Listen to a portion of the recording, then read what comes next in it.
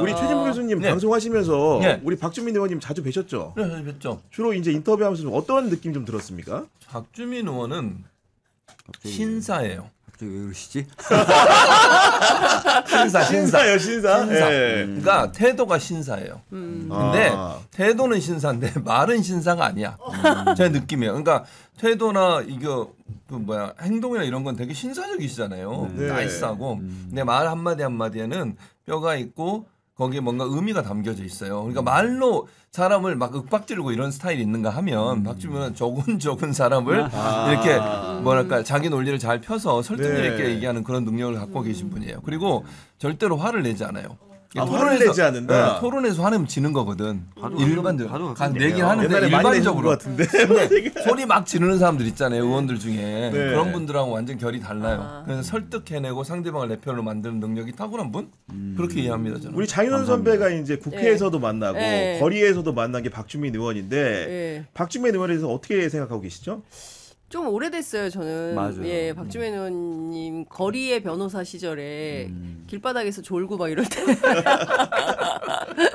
네, 세월호 변호사로 네. 유명했고 전 사실은 예전에 제가 박주민 변호사 시절에 참여연대 사무처장 맞아요. 추천했었어요. 아 그래요. 근데 자리까지. 정치를 하더라고.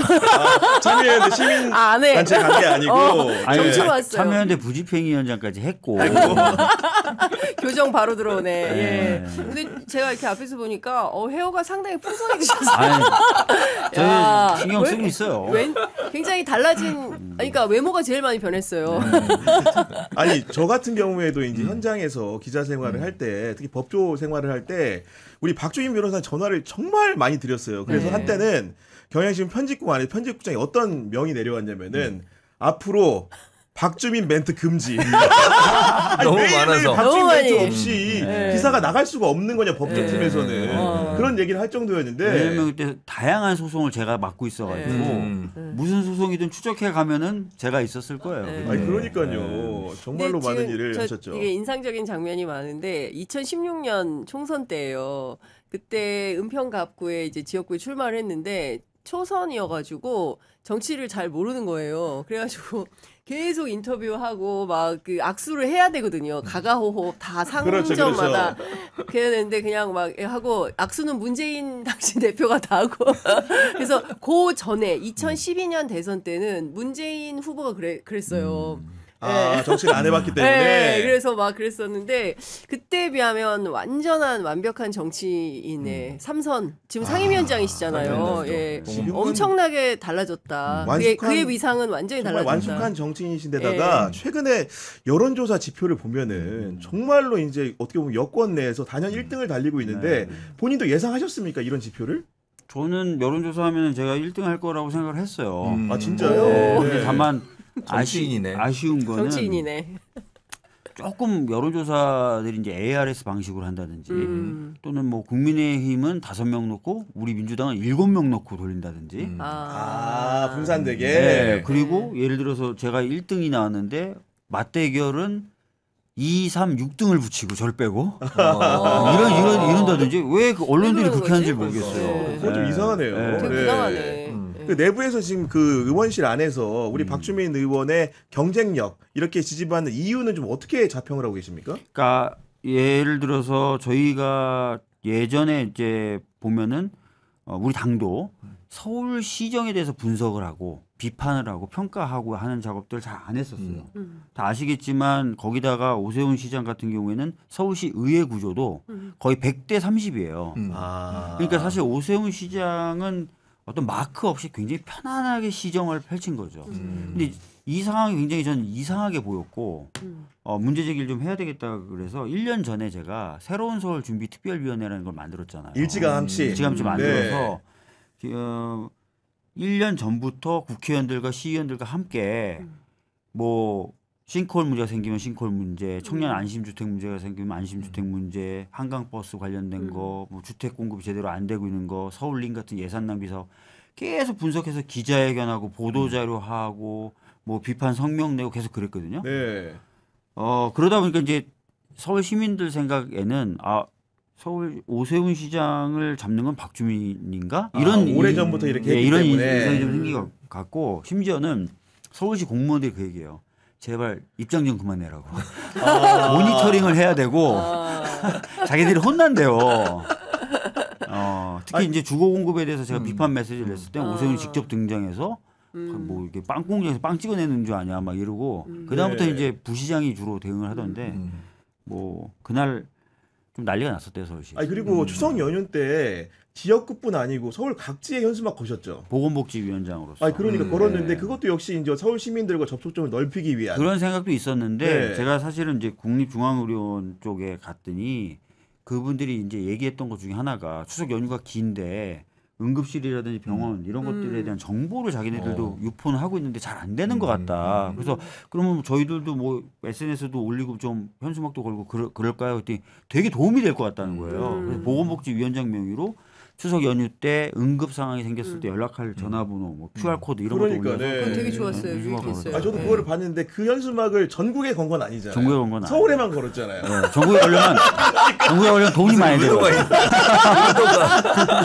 근데 이제 위원장이니까 더 좋네 그러니까 네. 지역구만 있으면 사실은 지역구밖에 못 거는데 네. 상임위원장을 하니까 네, 그런 좀 생각이었고, 근데 네. 이제 사실은 집권 2년 안에는 그 정부 여당의 후보가 예를 들면 지자체 선거에서 승리할 확률이 높다는 그런 통계들이 네. 있는 건데 이번에 보면 현역 프리미엄 때문인지 오세훈 시장이 지표가 좀 더 높게 나오거든요. 그런 이유는 좀 어떻게 진단하고 계십니까? 아무래도 뭐 오세훈 시장은 사실 4선 서울시장이에요. 그러니까 서울 시민들 생각에는 어느 정도는 자연스럽게 시장하면 오세훈 이렇게 되어 있는 공식이 있고요. 그렇죠. 그다음에 아까 말씀드렸던 것처럼 오세훈 시장의 시정에 대해서 누구 하나 제대로 비판하고 평가했던 적이 없었던 것 같아요. 그러다 보니까 다 대충 무난하게. 그러니까 서울시가 워낙 인프라나 이런 게 상대적으로 다른 도시에 비해서는 잘 돼 있다 보니까 불편하고 어렵고 뭔가 개선됐으면 좋겠다는 점이 있긴 있어도 대충은 좋네 이런 생각을 가지시는데 그때마다 시장은 오세훈이었던 거죠. 그러니까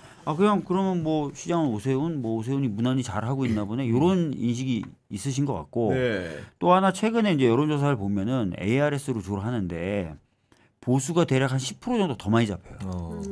네. 응답률이. 응답률이. 네. 그러니까 뭐 860 샘플인데 보수가 진보보다 한 80개 정도 더 잡히는 그렇구나. 거지. 이렇게 해서 나오는데 그렇게 나오는 데서도 제가 오차 범위 내에서 뒤지거든요. 그러니까 그런 것들 보았을 때는 여론조사는 상대적으로 그렇게 나오더라도 실질을 까보면 그렇지 않고 또 오세훈 시장에 대한 적절한 평가가 이제 더 본격화되면 얼마든지 뭐 저는 문제 없이 잡을 수 있다. 아니 교수님 같은 경우는 오세훈 시장에 대해 좀 어떻게 평가하고 계십니까? 뭘 어떻게 평가할 게 뭐 있어요? 한강버스만 봐. 한강버스만 봐도 이게 말이 됩니까 지금? 그리고 저는 그 여론조사가 문제가 있다고 보는 게 아까 말씀하신 것처럼 진보 진영의 후보들은 너무 많아요. 그러니까 표가 분산이 되잖아요 맞아요. 기본적으로. 맞아요. 그러니까 그리고 이제 오세훈 같은 경우 명태균 관련된 것도 정확히 다 포함되지 않았다고 저는 봐요. 맞아요. 이번에 명태균 건 때문에 많은 부분 또 서울 시민들이 신뢰를 많이 이제 저버린 그런 행위라고 보여지기 때문에 한강버스 그다음에 명태균 건 때문에 이제 최근에 나오는 여론조사를 이제 해봐야 되는데 그 여론조사는 일정 부분 영향을 받을 것 같다는 생각이 들어요. 명태균 씨가 저희 취재 편의점 인터뷰에서 사과 방송했어요. 사과 방송이요? 네, 네. 그 오세훈 시장 자기가 잘못 해가지고 만들었다. 자기가 사과하겠다. 그래서 사과 방송하고 네. 명태균 씨가 아마 11월 8일에 그 특검에 출석해가지고 네. 오세훈 시장하고 대제신문 예정이에요. 그때 하여간 할 수 있는 얘기를 다 하겠다라는 건데 그날도 그 서울시 국감 행안위 국감에서 뭐 단연 일약 스타덤에 올라가지고 혼자서 다 그렇게 뭉치고 장구치고 다 다 했어요. 했는데 보니까, 네. 1인 그냥 쇼를 했다 이제 이런 평가가 나오는데 의원들이 그 특히 이제 오세훈 시장이 공박을 할 것 같으면 그 자리에서 하면 되는데 재판에 불리할 가능성이 있기 때문에 자기는 발언하지 않겠다라고 해서 또 다른 논란을 나왔어요. 아니 그 뭐가 있으니까 저렇게 얘기하는 거 아니야? 라는 생각을 하게 되는 거고 아무런 근거 없이 또 명태균이 그러겠어? 뭐 이런 이제 평가들도 시민들 사이에 있는 거여서 이 명태균 리스크를 제외하고 오세훈을 평가하기가 어렵다. 그래서 국민의힘 의원들 취재하면 어떤 얘기 하냐면 우리도 불안하다. 중간에 꼬꾸라질까 봐. 사실은 속으로. 예, 네. 그런 얘기들을 합니다. 아니 그러고 보니까 근데 의원님 사실 오세훈 시장 같은 경우에 명태균 앞에서는 또 선서한 상태에서 아무 얘기 안 하다가 바로 보수적인 채널에 나와서 장애 다 장애 얘기하잖아요. 연원전 하고 네, 있고. 하잖아요. 네. 그러니까 말이 안 되는 거죠. 아니 그러고 보니까 우리 그 의원님이 그 명태균 씨도 한번 이렇게 면회 가시지 않았습니까? 명태균 씨가 전화를 해서 네. 어느 날에 자기가 구속이 될 거고 그러면은 어느 날에 좀 접견을 와라라고 했고요. 아 요청이 먼저 있었고. 네, 요청이 있었고. 네. 저는 사실 전혀 모르는 사람이었거든요. 그러니까, 전화도 네. 모르는 번호로 왔고 음. 당연히 안 받아요. 저는 아는 전화번호 잘 안 받지만 근데 문자가 이제 명태균입니다. 뭐 전화 통화를 원합니다. 그래서 조심스럽게 전화를 했더니 이제 그런 얘기를 하길래 그날 제가 접견 신청을 했는데 이미 뭐 다 알려진 것처럼 검찰 조사가 예정돼 있다는 이유로 구치소에서 안 된다는 거예요. 불허를 했기 때문에. 네. 그러면 제가 담을 넘어갈 수는 없잖아요. 그렇죠. 그러니까 제가 지금 변호사 신분도 아니고 맞습니다. 변호사는 정지돼 있거든요. 그러니까 구치소에 변호인 접견 형식으로 신청할 수도 없고 일반 접견을 신청하거나 장소적 변경 접견도 변호인으로서가 아니거든요. 그러니까 허가를 안 해주면 못 만나요.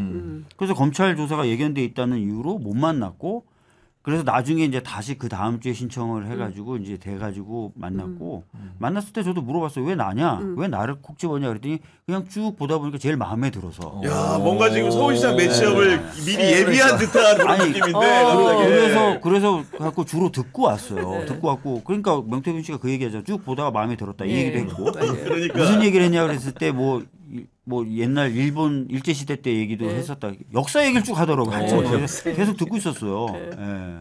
아니 그리고 이제 이번에 출사표를 던지면서 서울을 이제 맞이 도시로 만들겠다 이런 비전을 내세웠는데 오세훈의 시정과는 어떻게 차이점이 있는 겁니까? 그러니까 제가 이제 마지도시라고 얘기했던 거는 무슨 얘기냐면 사실 서울이 어떻게 보면 우리 대한민국에서 차지하는 위상과 또 해야 되는 역할이 있어요. 그러니까 경제적인 부분이라든지 문화적인 부분이라든지 관광적인 부분이라든지 굉장히 좀 앞서 나가고 있고 더 좀 역할을 해야 되는 부분이 있습니다. 그런데 사실 오세훈 시정 한번 돌이켜 보시면 아시겠지만 아까 우리 교수님도 말씀하셨지만 특별히 한 게 없어요. 경제, 산업 뭐 이런 거에 있어서 정책적으로 뭔가 한 게 없습니다. 그래서 그런 부분이 답답해서 진짜 활기찬 그리고 강한 그런 서울시를 좀 만들겠다는 취지로 말씀을 드렸고 단적인 예로 이제 주거 같은 경우에 자기네들이 공급을 많이 한 것처럼 얘기하지만 오세훈 시정 때 전임 시장에 비하면 매년 15,000에서 2만 원 적게 공급이 됐어요. 아 그래요? 그리고 내년에 공급 절벽입니다. 예. 거기다가 토호제 잘못 건드려가지고 불안심리 촉발해가지고 사실상 진짜 집값 상승의 주범 원인 제공자는 오세훈이에요. 근데 그런 부분에 대해서 여전히 반성이 없고 현 정부에 대해서만 비판을 하잖아요. 현 정부 지금 등장한 지 4개월밖에 안 됐는데. 오세훈 시장 오래됐는데 네. 지금 양지선 님이 우와 다 좋아하는 분들만 나오셨네요. 박주민 의원님 서울시장 가자요 하시면서 슈퍼챗 보내주셨는데 보좌관인지 아닌지 확인부터 하겠습니다. 그러니까 아니죠. 네. 그런 상황인데 이처럼 정말로 오랫동안 서울시장 준비를 채비를 해오신 건데 그럼에도 불구하고 민주당 일각에서는 왜 외부 수혈론 이런 얘기 왜 나오는 겁니까? 아니 저는 외부 수혈은 가능한 안 하는 게 좋다고 생각해요. 그러니까 무슨 말이냐면 불가피하게 정말로 경쟁력이 없어서 우리 후보가 그러니까 민주당 후보가 경쟁력이 없어서 어쩔 수 없이 오세훈을 이겨야 되는 상황이면 뭐 그런 상황이면 모르겠습니다. 근데 저는 물론 지금 여론조사 결과 오세훈 시장이 좀 잘 나오는 걸로 나오지만 그게 진짜가 아니라고 저는 생각해요. 그리고 시간도 많이 남아 있고요. 아까 얘기했지만 한강버스나 아니면 실책이나 오세훈의 그리고 명태균 거냐 이게 이제 앞으로 계속 확산될 거거든요. 그랬을 경우에 이 상황은 많이 바뀔 거라고 생각해요. 지금 후보로 나온 뭐 박주민 의원뿐만 아니라 여러 네. 후보들이 있잖아요. 나오려고 그렇습니다. 하는 분들.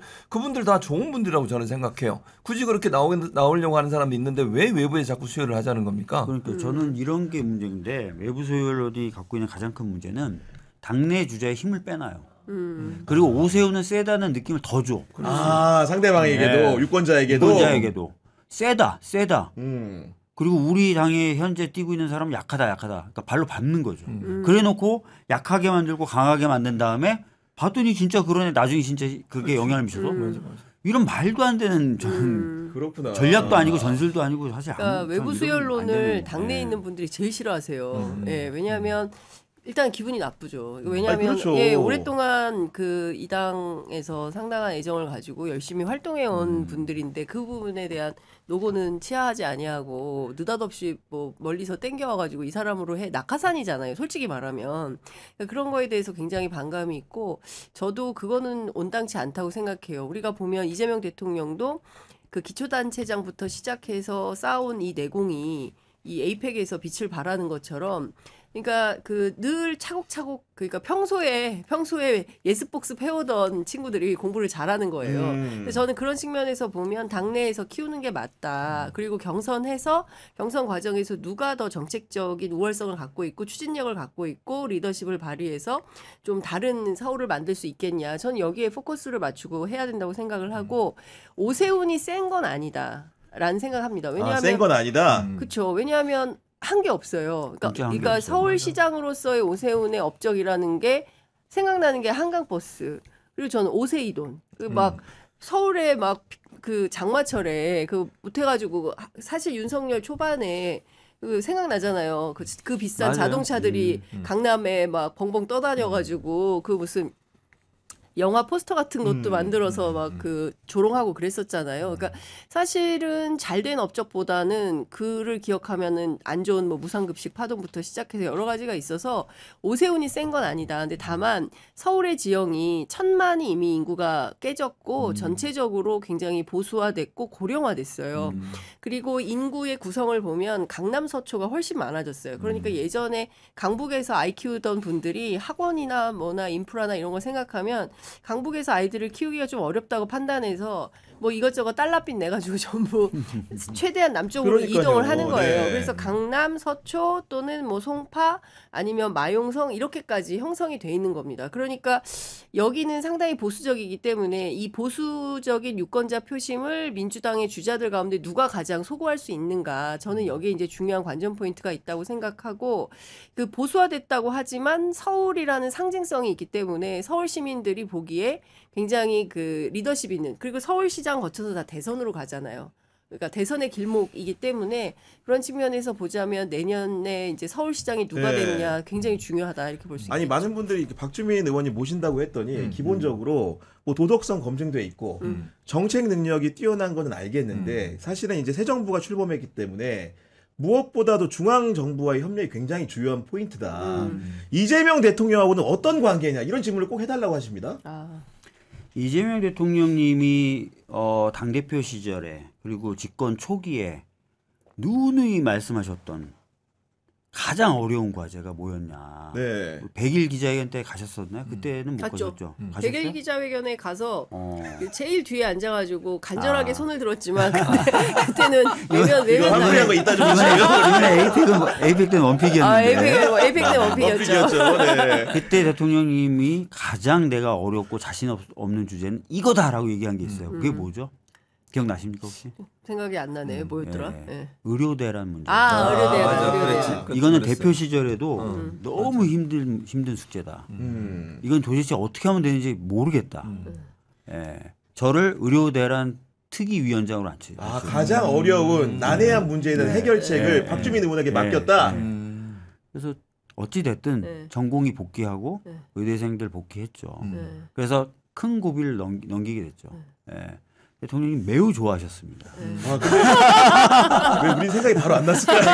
생각이 안 났어. 왜냐하면 이번 추석 때 아니, 기억해 근데 보세요. 생각해 보면 그 굉장히 굉장히 스무스하게 넘어갔어요. 그러니까 잘 이번 추석 모를 때 정도로 지나간 못 거예요. 느꼈어. 그러니까 너무 스무스하게 의료대란을, 지나가가지고 예. 저도 잊고 있었어요. 아, 너무 그러니까, 조용히 네. 해결했네. 이번 추석 때 지난 명절 때만 해도 연휴가 길기 때문에 맞아요.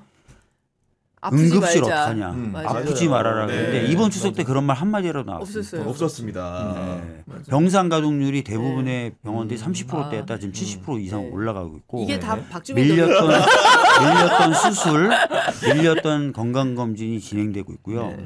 응급실도 각 대학병원 응급실이 지금 숨통을 틔어서 지금 돌아가고 있어요. 그렇군요. 네. 그러니까 좀 보건복지위원장으로서 할 일을 네. 따박따박 그다음에 연금 개혁 중에 모수 개혁.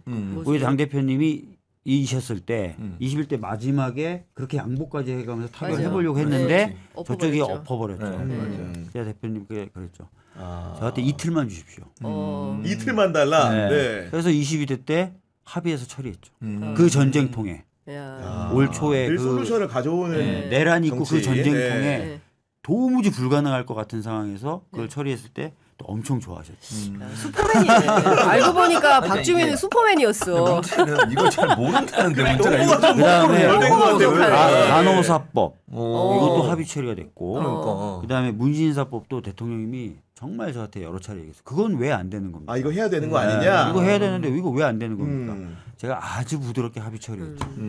야. 소프트 파워 슈퍼맨 그러니까. 박주민. 그뿐만 아니라 뭐 예전에 논란이 있었던 공수처법, 중대재해처벌법, 이번에 코스피를 날아가게 한 상법 다 제가 대표 발의해서 처리한 거지 않습니까? 공수처법도 제가 협상 담당자였고 맞아요. 이태원 네. 특별법 그때 가족분들이 이건 무조건 합의 처리해달라 그래서 제가 8시간 가까운 협상에서 합의 처리했죠. 그때 엄청 반대했던 부분이거든요. 윤석열 정부가 거부권 행사 안 하도록 그렇죠. 처리를 해드렸고 등등도 제가 했던 뭐 군사보험법 개정안 뭐 지금 선거제도에 관련된 선거제법 한 거 되게 많은데 저희가 우스갯소리로 했지만은 그런 부분들을 그럼요. 우리 유권자분들이 네. 알기 때문에 네. 지금의 지지를 보내준다고 네. 생각하는 것이고. 그래서 네. 이해찬 대표님도 온갖 일을 다 하는 사람이라고 저를 평가했고 네. 문재인 대통령님도 너는 당에 기여한 게 너무 많은 사람이다. 음. 이재명 대표님도 안 하는 게 도대체 뭐냐. 어려운 거는 당신한테 맡기면 되는 거야. 아, 정신이 되셨습니다 보니까 아니, 확실하게. 아니 진짜 그렇게 얘기를 하셨다. 제가 큰 실수를 한 것 같아요. 제가 웬 참여연대야. 아니 정치하기 너무 잘하셨다. 아니 진짜 연금 모수개혁도 그때 원내대표하고 정책위 의장이 끙끙 했는데 안 됐거든요. 안 그러니까요. 되는데 예. 제가 장례식장 가서 상황을 제가 듣고 안 되겠다 그래서 대표님한테 전화를 드렸어요. 그래서 저한테 이틀만 주세요. 그래서 뭐뭐 하시면 돼요. 그래서 제가 이거 저거 정도 재량만 주시면 제가 해보겠다. 사실 이틀도 안 걸려서 바로 다음 날 야, 그러니까 이런 해결사. 그 네. 해결사 박주민 의원을 보는 보좌진 입장에서는 네. 보좌진들한테도 이틀만 주겠다고 하시는 거 아니에요, 보통? 이런 식이 나오니까 그런 건 제가 아니에요. 그때 네. 상대방 아이고. 화장실 쫓아가고 그래서 권성동 원내대표가 저한테 한 얘기 있어요. 박주민 의원 때문에 화장실도 못 갔다. 기자들 앞에서 얘기했어요. 화장실도 못 가고. 네. 제가 계속 쫓아다녔거든요. 그분 이제 화장실 자주 갈 수 있어요. 화장실 있는 방으로 가까이 이거 화장실 있는 있으니까요. 방으로 네. 갔어. 박주민 의원님 서울시장 출마를 앞두고 있기 때문에 사전에 우리 저희 시청자들에게 질문 하나 드렸어요. 뭐냐면 내년 지방선거에서 유권자들의 가장 중요한 선택 요인은 무엇입니까?